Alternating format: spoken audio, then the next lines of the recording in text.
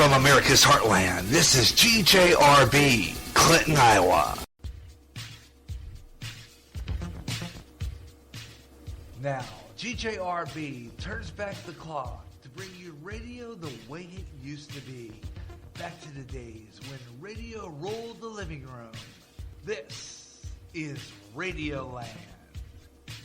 On this edition of Radioland. And on this edition of Radioland, it's our Halloween show. And we've got a great show lined up for you, some great scary programs and science fiction. Radioland. First, the annual running of the CBS Mystery Theater of the Air and H.G. Wells' War of the Worlds, starring Orson Welles from October 30th, 1938. Then I'm going to do a comparison between Inner Sanctum and the CBS Radio Mystery Theater, two Hyman Brown-produced programs. First, from April 3rd, 1945, The Meek Die Slowly. Then we go to the revival of radio drama in the mid-1970s with the CBS Radio Mystery Theater with E.G. Marshall and an episode called Ghost Talk from January 17th, 1975. Then we'll continue the radio drama revival of the 70s with the Zero Hour. This was hosted by Rod Serling and directed by Elliott Lewis. Originally aired on the Mutual Network, and it aired in a series of continuous stories throughout the week, with a mystery solved at the end of the week. First episode was called Someone's Death, and originally aired with the same title till Friday, February 15th, when it ended the story. We'll continue with the last 4 parts of this series on a feature episode of Radioland. Zero Hour aired from 1973 to 1974. The radio anthology series was Rod's last program, telling the story as he always did with the Twilight Zone and the Night Gallery, on this time on radio. We lost Rod Serling on June 28, 1975. Trick-or-treating is over. Relax, take a break from television and exercise your imagination.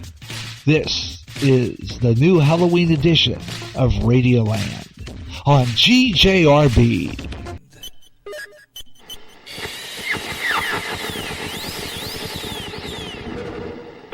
Broadcasting System and its affiliated stations present Orson Welles and the Mystery Theater on the Air in The War of the Worlds by H.G. Wells.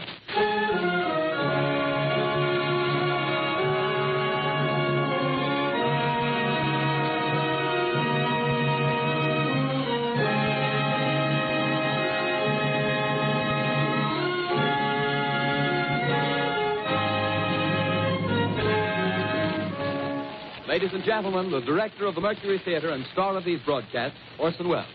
We know now that in the early years of the 20th century, this world was being watched closely by intelligences greater than man's, and yet as mortal as his own. We know now that as human beings busied themselves about their various concerns, they were scrutinized and studied, perhaps almost as narrowly as a man with a microscope might scrutinize the transient creatures that swarm and multiply in a drop of water. With infinite complacence, people went to and fro over the earth about their little affairs, serene in the assurance of their dominion over this small, spinning fragment of solar driftwood, which by chance or design, man has inherited out of the dark mystery of time and space. Yet across an immense ethereal gulf, minds that are to our minds as ours are to the beasts in the jungle, intellects, vast, cool, and unsympathetic, regarded this earth with envious eyes and slowly and surely drew their plans against us. In the 39th year of the 20th century came the Great Disillusionment. It was near the end of October. Business was better. The war scare was over. More men were back at work. Sales were picking up. On this particular evening, October 30th, the Crosley service estimated that 32 million people were listening in on radios. For the next 24 hours, not much change in temperature. A slight atmospheric disturbance of undetermined origin is reported over Nova Scotia, causing a low-pressure area to move down rather rapidly over the northeastern states, bringing a forecast of rain accompanied by winds of light gale force. Maximum temperature 66, minimum 48. This weather report comes to you from the Government Weather Bureau. We take you now to the Meridian Room in the Hotel Park Plaza in downtown New York, where you will be entertained by the music of Raymond Raquello and his orchestra.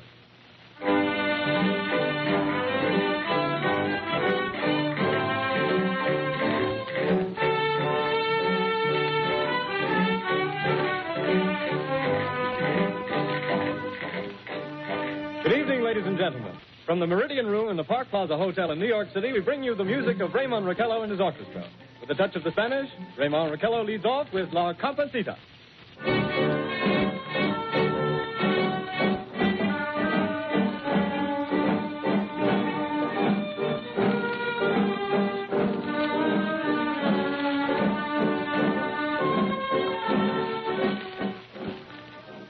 Ladies and gentlemen, we interrupt our program of dance music to bring you a special bulletin from the Intercontinental Radio News. At 20 minutes before 8 Central Time, Professor Farrell of the Mount Jennings Observatory, Chicago, Illinois, reports observing several explosions of incandescent gas occurring at regular intervals on the planet Mars. The spectroscope indicates the gas to be hydrogen and moving toward the Earth with enormous velocity. Professor Pearson of the observatory at Princeton confirms Farrell's observation and describes the phenomenon as, quote, like a jet of blue flame shot from a gun, unquote. We now return you to the music of Raymond Raquello, playing for you in the Meridian Room of the Park Plaza Hotel, situated in downtown New York.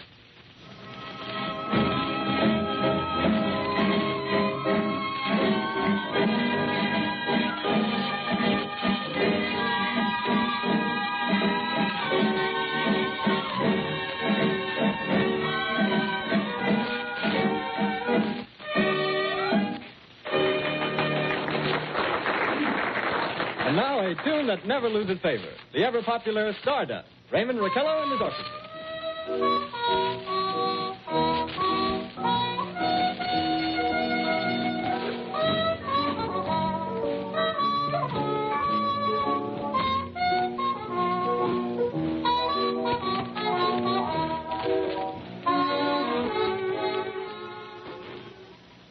Ladies and gentlemen, following on the news given in our bulletin a moment ago, the Government Meteorological Bureau has requested the large observatories of the country to keep an astronomical watch on any further disturbances occurring on the planet Mars. Due to the unusual nature of this occurrence, we have arranged an interview with the noted astronomer, Professor Pearson, who will give us his views on this event. In a few moments, we will take you to the Princeton Observatory at Princeton, New Jersey. We return you until then to the music of Raymond Raquello and his orchestra.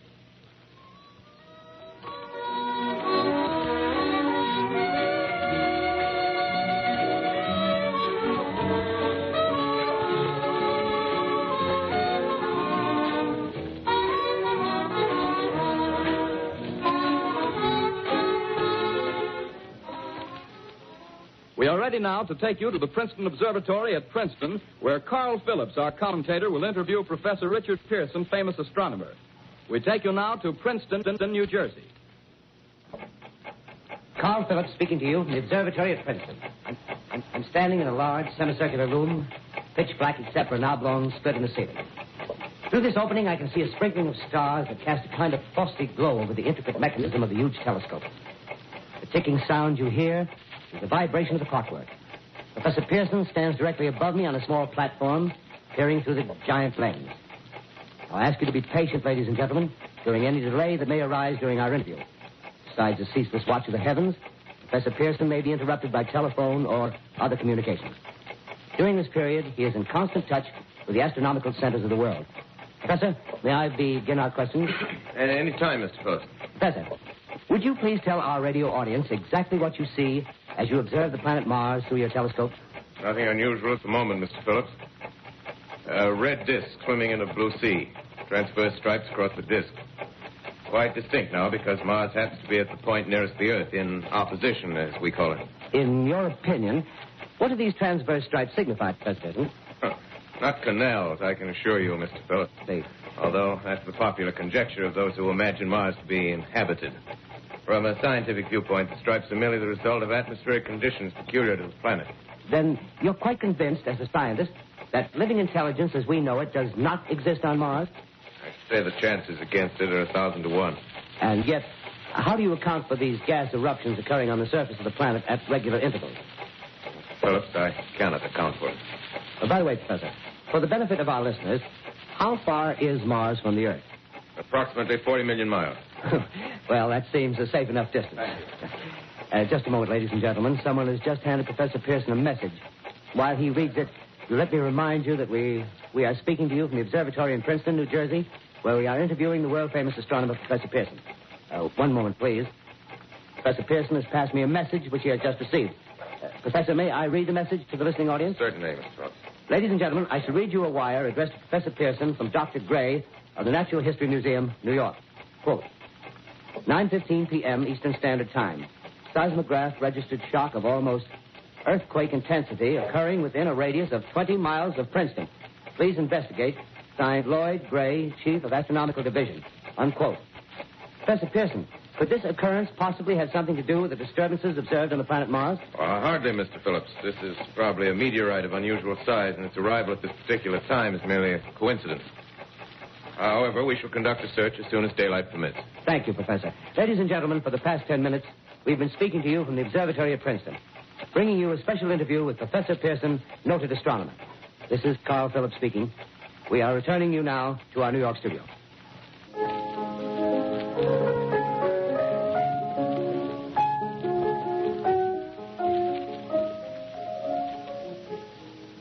Ladies and gentlemen, here is the latest bulletin from the Intercontinental Radio News. Toronto, Canada. Professor Morse of Macmillan University reports observing a total of 3 explosions on the planet Mars between the hours of 7:45 p.m. and 9:20 p.m. Eastern Standard Time. This confirms earlier reports received from American observatories. Now, nearer home, comes a special bulletin from Trenton, New Jersey. It is reported that at 8:50 p.m., a huge flaming object, believed to be a meteorite, fell on a farm in the neighborhood of Grover's Mill, New Jersey, 22 miles from Trenton. The flash in the sky was visible within a radius of several hundred miles, and the noise of the impact was heard as far north as Elizabeth. We have dispatched a special mobile unit to the scene, and we'll have our commentator, Carl Phillips, give you a word picture of the scene as soon as he can reach there from Princeton. In the meantime, we take you to the Hotel Martinet in Brooklyn, where Bobby Millett and his orchestra are offering a program of dance music.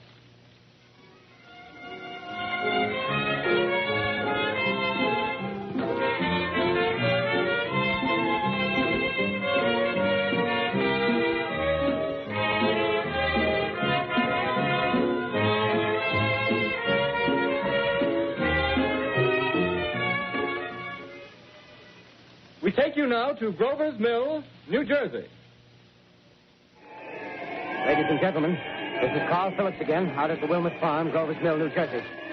Professor Pearson and myself made the 11 miles from Princeton in 10 minutes. Well, I hardly know where to begin. To paint for you a word picture of the strange scene before my eyes, but something out of a modern Arabian Nights. Well, I just got here. I haven't had a chance to look around yet. I guess that's it. Yes, I guess that's the thing directly in front of me, half buried in a vast pit. Must have struck with terrific force. The ground is covered with splinters of a tree. It must have struck on its way down. But I can see the object itself doesn't look very much like a meteor. At least not the meteors I've seen. It looks more like a huge cylinder. Has a diameter of, what would you say, Professor Pearson? What's that? What would you say, what's the diameter of this? About 30 yards. About 30 yards. The metal on the sheath is, well, I've never seen anything like it. The color is sort of yellowish white. It's curious. Spectators now are pressing close to the object in spite of the efforts of the police to keep them back. Getting in front of my line. Would you mind standing one side, please? While the police are pushing the crowd back. Here's Mr. Wilmot, owner of the farm here. He may have some interesting facts to add. Mr. Wilmot, would you please tell the radio audience as much as you remember of this rather unusual visitor that dropped in your backyard? A step closer, please. Ladies and gentlemen, this is Mr. Wilmot. Well, I was listening to the radio. Closer and louder, please. Pardon me? Louder, please, closer. Yes. I was listening to the radio and kind of drowsy. That professor fellow was talking about Mars, so I was half chosen and half... Yes, Mr. Wilmot, and then what happened? Well, as I was saying, I was listening to the radio, kind of halfway. Yes, Mr. Wilmot, and then you saw something. Well, not first off. I heard something. And what did you hear? A hissing sound like this. Kind of like a 4th of July rocket. Yes, then what? I turned my head out the window and would have sworn I was asleep and dreaming. Yes? I seen a kind of greenish streak and then zingo. Something smacked the ground, knocked me clear out of my chair. Well, were you frightened, Mr. Wilmot? Well, I ain't quite sure. I reckon I was kind of riled. Well, thank you, Mr. Wilmot. Thank you very much. Yeah, you want me to tell No, that's quite all right. That's plenty. Ladies and gentlemen, you've just heard Mr. Wilmot, owner of the farm where this thing has fallen. I wish I could convey the atmosphere, the background of this fantastic scene. Hundreds of cars are parked in the field in back of us, and the police are trying to rope off the roadway leading into the farm, but it's no use. They're breaking right through. The car's headlights throw an enormous spotlight on the pit where the object's half buried. Now, some of the more daring souls now are venturing near the edge. The silhouettes stand out against the metal sheen. One man wants to touch the thing. He's having an argument with the policeman. Now, the policeman wins. Now, ladies and gentlemen, there's something I haven't mentioned in all this excitement, but it's becoming more distinct. Perhaps you've caught it already on your radio. Listen, please. Do you hear it? It's a curious humming sound that seems to come from inside the object. I'll move the microphone nearer. Here. Now, we're not more than 25 feet away. Can you hear it now? Professor Pearson? Yes, can you tell us the meaning of that scraping noise inside the thing? Possibly the unequal cooling of its surface. I say, do you still think it's a meteor, Professor? I don't know what to think. The metal casing is definitely extraterrestrial. Not found on this Earth. Friction with the Earth's atmosphere usually tears holes in a meteorite. This thing is smooth, and you can see its cylindrical shape. Something's happening. Ladies and gentlemen, this is terrific. This end of the thing is beginning to flake off. The top is beginning to rotate like a screw, and the thing must be hollow. He's moving. Keep back. Keep those men back. Keep back there. Keep those idiots back. He's off. The top's loose. Go, Bell. Stand back. Ladies and gentlemen, this is the most terrifying thing I've ever witnessed. Wait a minute. Something I can see coming out of that black hole through luminous discs. The eyes, it might be a face, might be almost... Good heavens, something wriggling out of the shadow like a gray snake. Now it's another one, and another one, and another one. They look like tentacles to me. Oh, yeah, I can see the thing's body now. It's large as a bear. It glistens like wet leather, but that face, ladies and gentlemen, it's indescribable. I can hardly force myself to keep looking at it. It's so awful. The eyes are black, and they gleam like a serpent. The mouth is kind of V-shaped with saliva dripping from its rimless lips. It seems to quiver and pulsate, and the monster or whatever it is can hardly move. It seems weighed down by possibly gravity or something. The thing's rising up now, and the crowd falls back. They've seen plenty. The most extraordinary experience, ladies and gentlemen. I can't find words. Well, I'll pull this microphone with me as I talk. I'll have to stop the description until I can take a new position. Hold on, will you please? I'll be right back in a minute.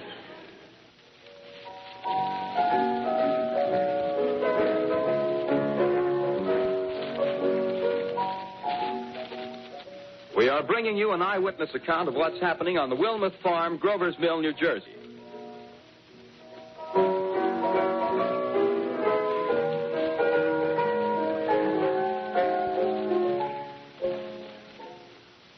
We now return you to Carl Phillips at Grover's Mill. Ladies and gentlemen, am I on? Ladies and gentlemen, here I am, back of a stone wall that adjoins Mr. Wilmot's garden.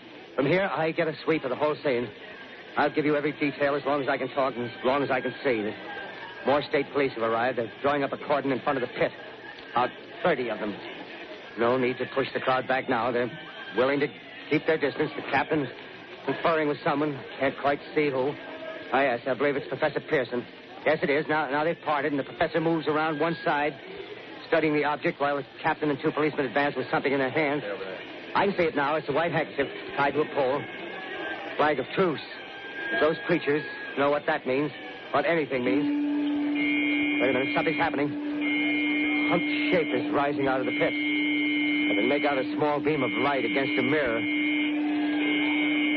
What's that? There's a jet of flame springing from the mirror, and it leaps right at the advancing men. It strikes them head on. Oh, Lord, they're turning into flames. Now the whole field's caught up by the woods, the barns, the gas tanks of the automobiles spreading everywhere. It's coming this way now, about 20 yards to my right. Ladies and gentlemen, due to circumstances beyond our control, we are unable to continue the broadcast from Grover's Mill. Evidently, there's some difficulty with our field transmission. However, we will return to that point at the earliest opportunity.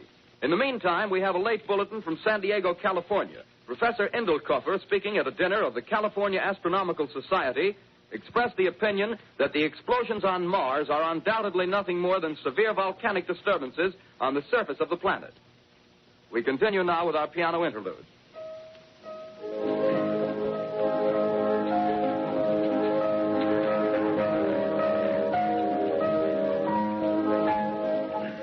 Ladies and gentlemen, I've just been handed a message that came in from Grover's Mill by telephone.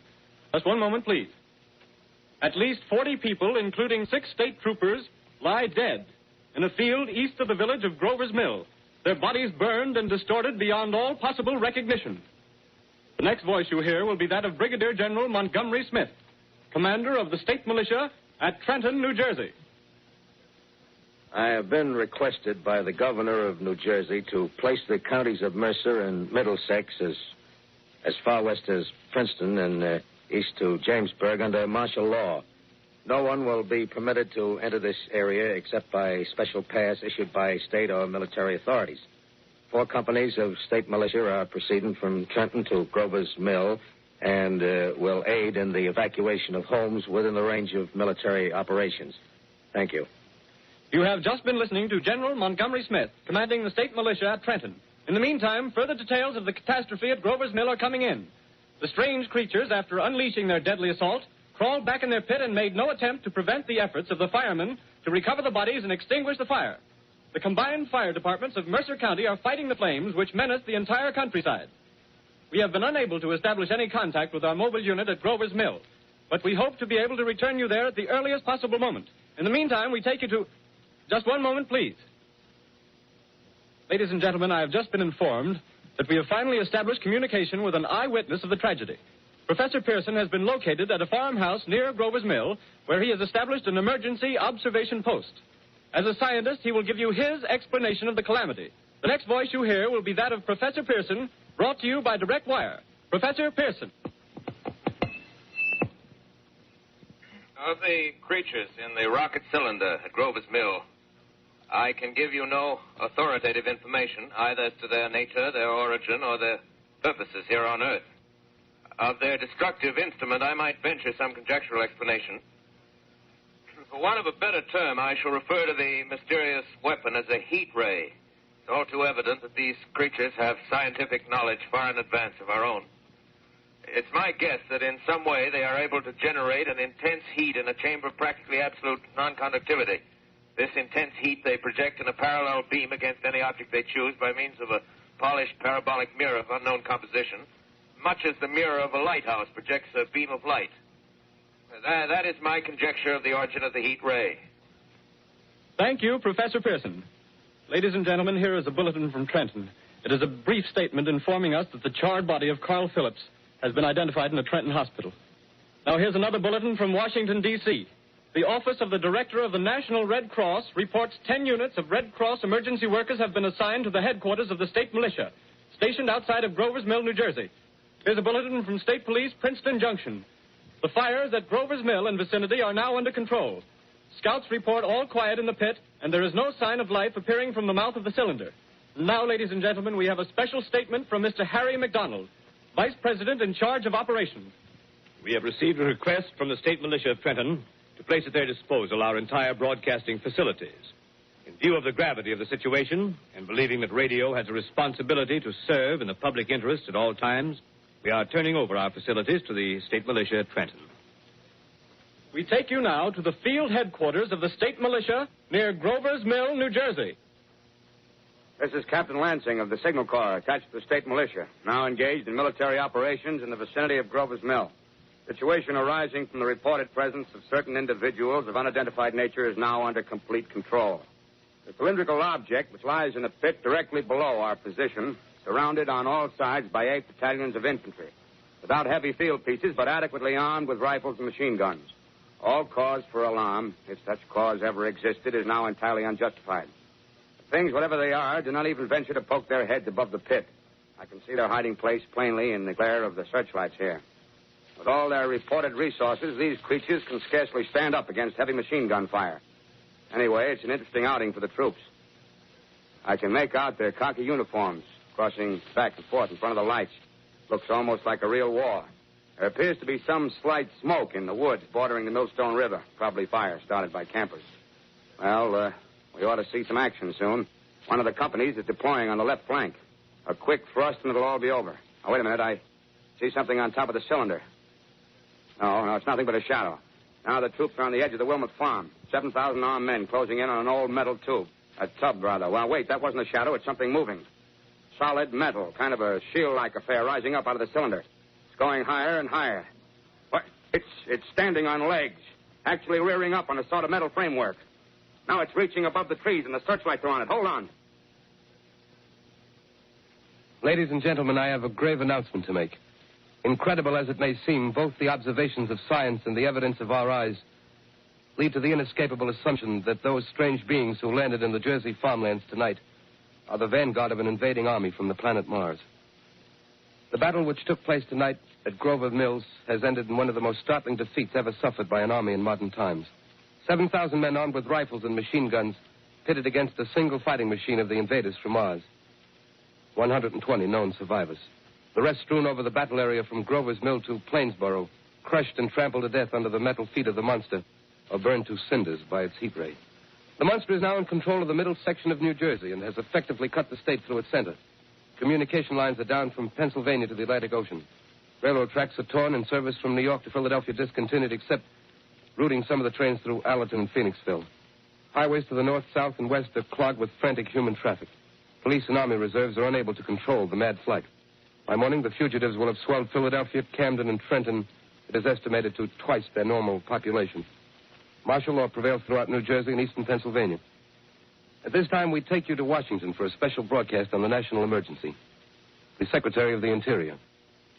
Citizens of the nation, I shall not try to conceal the gravity of the situation that confronts the country, nor the concern of your government in protecting the lives and property of its people. However, I wish to impress upon you, private citizens and public officials, all of you, the urgent need of calm and resourceful action. Fortunately, this formidable enemy is still confined to a comparatively small area, and we may place our faith in the military forces to keep them there. In the meantime, placing our faith in God, we must continue the performance of our duties, each and every one of us, so that we may confront this destructive adversary with a nation united, courageous, and consecrated to the preservation of human supremacy on this earth. I thank you. You have just heard the Secretary of the Interior speaking from Washington. Bulletins too numerous to read are piling up in the studio here. We're informed that the central portion of New Jersey is blacked out from radio communication due to the effect of the heat ray upon power lines and electrical equipment. Here's a special bulletin in New York. Cables have been received from English, French, and German scientific bodies offering assistance. Astronomers report continued gas outbursts at regular intervals on the planet Mars. The majority voiced the opinion that the enemy will be reinforced by additional rocket machines. There have been several attempts made to locate Professor Pearson of Princeton, who has observed Martians at close range. It is feared he was lost in the recent battle. Langham Field, Virginia. Scouting planes report 3 Martian machines visible above treetops, moving north toward Somerville with population fleeing ahead of them. The heat ray is not in use, although advancing at express train speed. Invaders pick their way carefully. They seem to be making a conscious effort to avoid destruction of cities and countryside. However, they stop to uproot power lines, bridges, and railroad tracks. Their apparent objective is to crush resistance, paralyze communication, and disorganize human society. Here is a bulletin from Basking Ridge, New Jersey. Coon hunters have stumbled on a second cylinder similar to the first, embedded in the Great Swamp 20 miles south of Morristown. Army field pieces are proceeding from Newark to blow up the second invading unit before the cylinder can be opened and the fighting machine rigged. They are taking up a position in the foothills of Watchung Mountains. Another bulletin from Langham Field, Virginia. Scouting planes report enemy machines, now 3 in number, increasing speed northward, kicking over houses and trees in their evident haste to form a conjunction with their allies south of Morristown.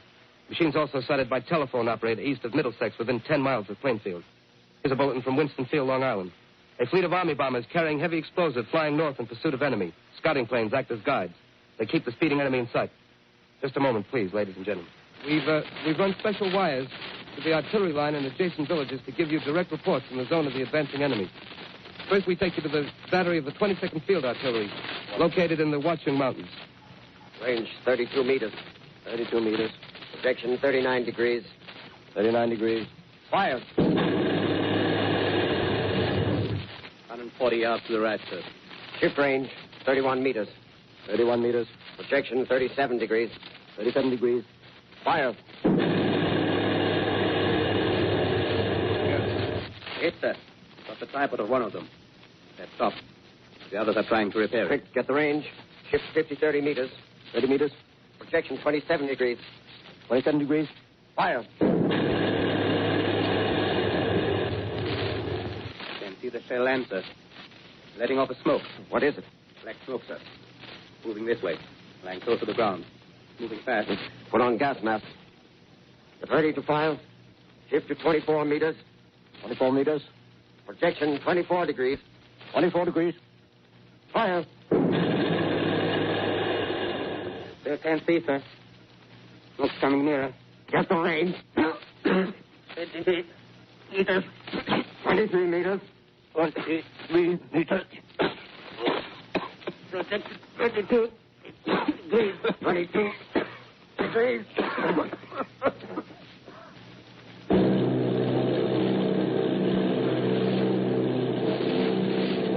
Army bombing plane B-843 off Bayonne, New Jersey. Lieutenant Vogt, commanding 8 bombers, reporting to Commander Fairfax, Langham Field. This is Vogt reporting to Commander Fairfax, Langham Field. Enemy tripod machines now in sight. Reinforced by 3 machines from the Morristown cylinder. 6 altogether. 1 machine partially crippled. Believed hit by shell from Army gun in Watchung Mountains. Guns now appear silent. A heavy black fog hanging close to the earth of extreme density, nature unknown. No sign of heat ray. Enemy now turns east, crossing Passaic River into the Jersey marshes. Another straddles the Pulaski Skyway. Evident objective is New York City. They're pushing down a high-tension power station. The machines are close together now, and we're ready to attack. Planes circling, ready to strike. 1,000 yards, and we'll be over the first. 800 yards. 600.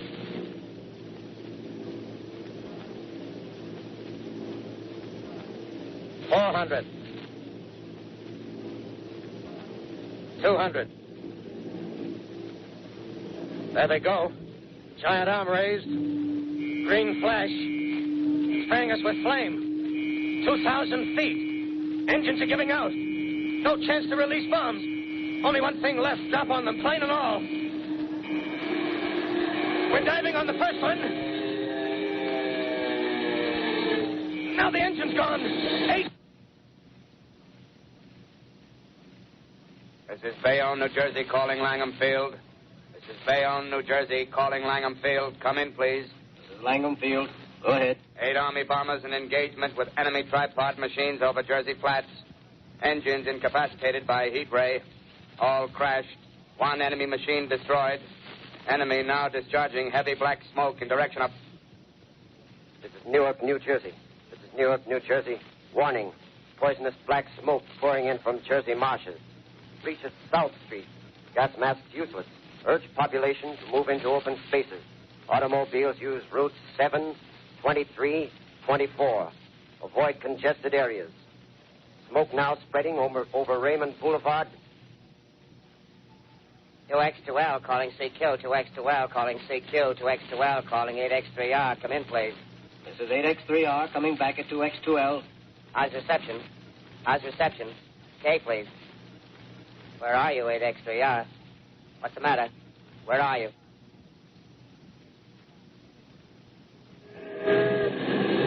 I'm speaking from the roof of Broadcasting Building. I'm speaking from the roof of Broadcasting Building, New York City. The bells you hear are ringing to warn the people to evacuate the city as Martians approach. Estimated in the last 2 hours, 3 million people have moved out along the roads to the north. Hutchison River Parkway still kept open for motor traffic. Avoid bridges to Long Island, hopelessly jammed. All communication with Jersey Shore closed 10 minutes ago. No more defenses. Our army is wiped out.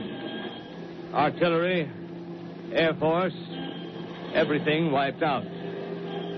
This may be the last broadcast. We'll stay here to the end. People are holding service here below us in the cathedral.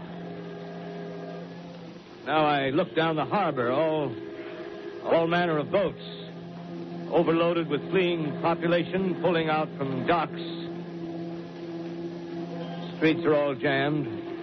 Noise in crowds like New Year's Eve in city. Wait a minute. The enemy is now in sight above the Palisades. Five great machines. First one is crossing the river. I can see it from here, wading the Hudson like a man wading through a brook. A bulletin is handed me. Martian cylinders are falling all over the country.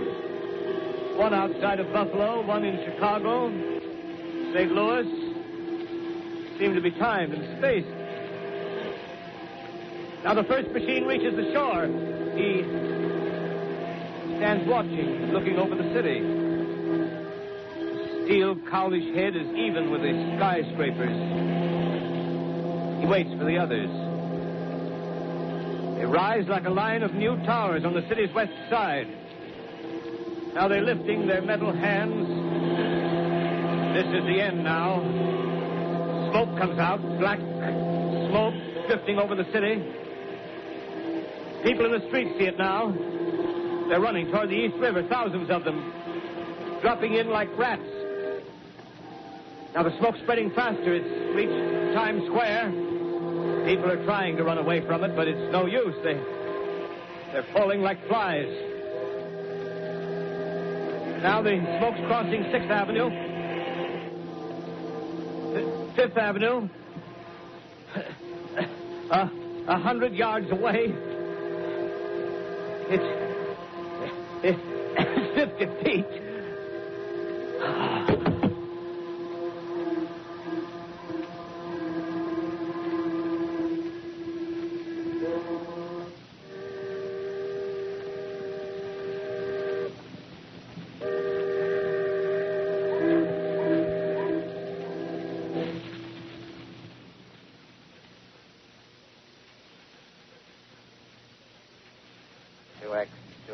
Calling CQ. 2X2L calling CQ. 2X2L calling CQ, New York. Isn't there anyone on the air? Isn't there anyone on the air? Isn't there anyone? 2X2L. You are listening to a CBS presentation of Orson Welles and the Mercury Theater on the Air in an original dramatization of The War of the Worlds by H.G. Wells. The performance will continue after a brief intermission. This is the Columbia Broadcasting System. The War of the Worlds by H.G. Wells, starring Orson Welles and the Mercury Theater on the Air.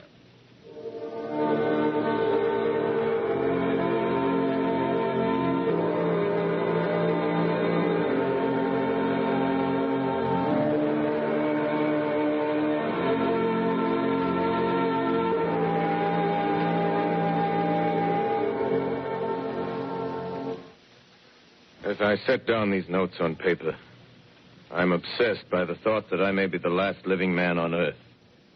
I've been hiding in this empty house near Grover's Mill, a small island of daylight cut off by the black smoke from the rest of the world.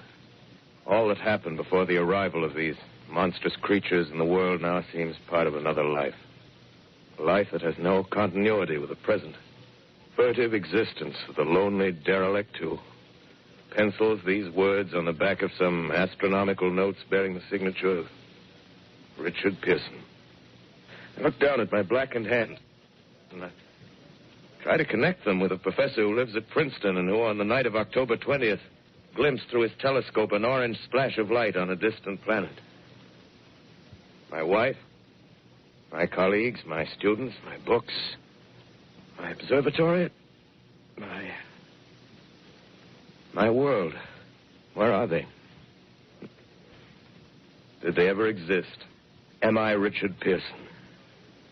What day is it? Do days exist without calendars? Does time pass when there are no human hands left to wind the clocks? In writing down my daily life, I tell myself I shall preserve human history between the dark covers of this little book that was meant to record the movements of the stars. But to write, I must live, and to live, I must eat. Find moldy bread in the kitchen and an orange not too spoiled to swallow. Keep watch at the window. Time to time, I catch sight of a Martian above the black smoke.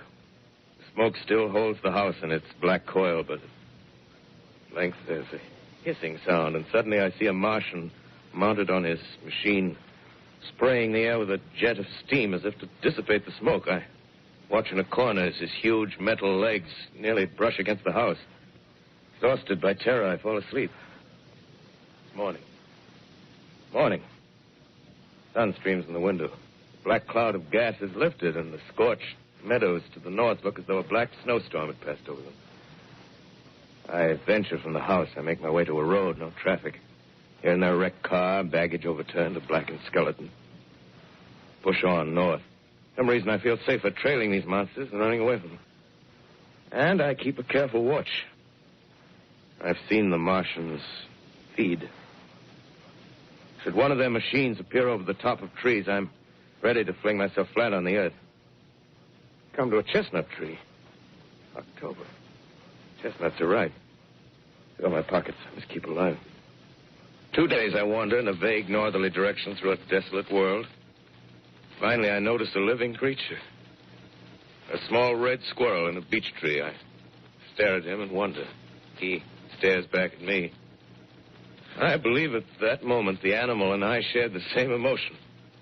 The joy of finding another living being. Push on north. I find dead cows in a brackish field, and beyond the charred ruins of a dairy and a silo remain standing guard over the wasteland like a lighthouse. Deserted by the sea. Astride the silo perches a weathercock. The arrow points north. North. Next day, I come to a city.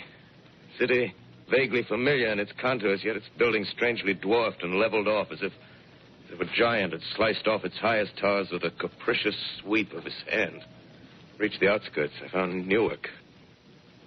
Newark, undemolished but humbled by some whim of the advancing Martians. Presently, with an odd feeling of being watched, I caught sight of something crouching in a doorway. I made a step towards it. It rose up and became a man. A man armed with a large knife. Stop. Where do you come from? I come from many places. A long time ago, from Princeton. Princeton, huh? That's near Grover's Mill. Yes. Grover's Mill. There's no food here. This is my country. All this end of town down the river. There's only food for one. Which way are you going? I don't know. I guess I'm looking for people. Hey, what was that? Did you hear something just then? No. Only a bird. A live bird. You get to know that birds have shadows these days. Say, we're in the open here. Let's crawl in this doorway here and talk. Have you seen any Martians? No. They're going over to New York. Night, the sky's alive with their lights, just as if people were still living in it. By daylight, you can't see them. 5 days ago, a couple of them carried something big across the flats from the airport. I think they're learning how to fly. Fly? Yeah, fly. Well, it's all over with humanity. Stranger, there's still you and I.